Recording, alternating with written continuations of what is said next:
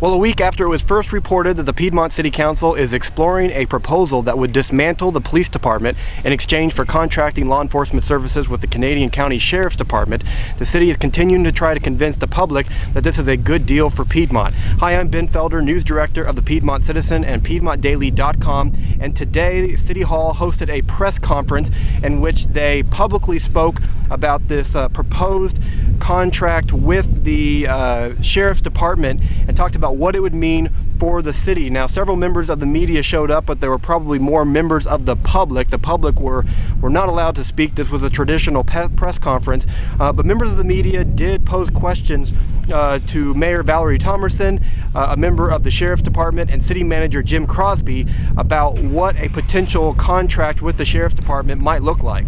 One of the things that you heard repeatedly this morning that I hope that you all take away is the word proposal. Nothing has been done. This is only in the discussion stages, but the City Council, as well as myself, felt that we have a fiduciary responsibility to our community to look at every available opportunity to seek funding in a difficult budget year. Now, ever since this was first reported on PiedmontDaily.com a week ago, this has been somewhat of a controversial plan. A majority of the public seems to be against at least the idea of doing away with their police department. Now, Sheriff West with the Canadian County Sheriff's Department was on hand for today's press conference, and he said that one of the things that the county can provide in contracting services is better law enforcement service. Not only would they put 8 deputies in Piedmont at all times, around the clock at different shifts, but they would also be able to give the city access to crime labs, accident investigation resources, and drug sniffing dogs. However, I did ask the sheriff if those resources currently are unavailable to Piedmont, and he said they weren't. There have been specific examples recently where access to those resources has been denied to Piedmont because we're not under some kind of contract? Absolutely not. The sheriff is the sheriff for all the county, all the citizens of the county. The difference in having police agencies like in the city of Piedmont, Yukon, Mustang, and Reno would be like you as an individual wanting to supplement and increase your security at your house and hiring an armed security guard to be there. What it does is it reduces response times by having a police department or a police agency.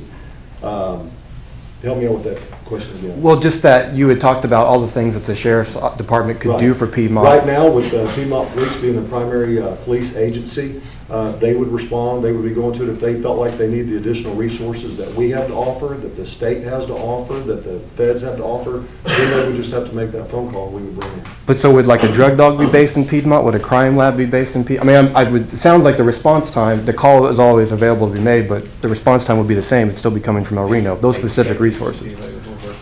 Right. Okay. In addition to, we're going to provide, should this go through, 8 dedicated full-time patrol officers. That's what they're going to do. They're going to be patrol officers. If you have an investigation that needs to take place, that doesn't reduce the number of patrol officers that you have. That remains the same. We're going to bring our other resources in to conduct that investigation, and we keep the same number of cops on the street to provide public safety. Does that answer your question? Well, it does. Like I said, it sounded like a lot, and you addressed this. You said that those resources do currently exist for the city to utilize. I'm just trying to see if there's been an example of where, because of a crime or an accident, that the city has not been able to utilize those sources either at all or as quickly as they would under this proposal. No, I think everybody works extremely well together. You know, I've been in law enforcement for 30 years. I've seen the days of when there wasn't, law enforcement agencies didn't work together. That changed 20 years ago. Everybody works extremely well together. Communication is the key on that, and I think it's the same here. Recently, I can name a couple of different situations where we've come over to help with parades. Our deputies are in the school systems on a daily basis. Tonight, you're going to see sheriff's deputies at the football game. There's relationships that exist between the deputies and the police officers, not only in Piedmont, but all the municipalities. Would this increase or decrease response time? If someone called for something at their home, would this increase or decrease the response time? Well, I think it should. Listen, I think it should be a seamless transition should it occur. They have a police force that's in place. They get a call. They're here inside their city limits. They respond. If the transition occurs, we're going to try to do this as seamless as possible to make sure that the citizens don't even see it. We want to continue professional services So we would try to do that. I think it's going to be the same. I think we're going to have guys, girls, police officers, deputies assigned right here in the city of Piedmont that we get a phone call and they respond. The sheriff also said that you can find examples of cities doing away with their police department in lieu of contracting with county sheriffs, and those examples can be found in cities where the police department was just unable to perform their duties. Now, I asked the mayor if that was the case here, if City Hall viewed the police department as a department that was unable to perform its duties, and the mayor said that just wasn't the case. If I could answer that straight up, no. We think we've got a top-notch police department. What we're strictly looking at is funding and another funding source to help with our roads. Well, following today's press conference, there didn't seem to be a strong case made that the city would benefit from any increased resources or services should the city decide to contract with the sheriff's department. And as the mayor just said, City Hall doesn't have any issues with its current police department. So that means that cost savings is really the big driver of this. Now, the city says that it can save about $300,000. The current police budget, they say, is a little over $900,000.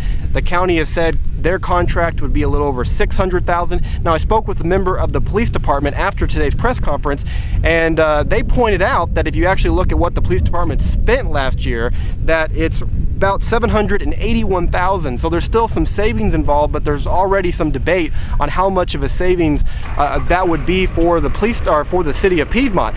Another thing to keep in mind here is that the police department voted to enter a union last year. I asked City Manager Jim Crosby if the decision to consider this plan was in any way a response to that union decision by the officers.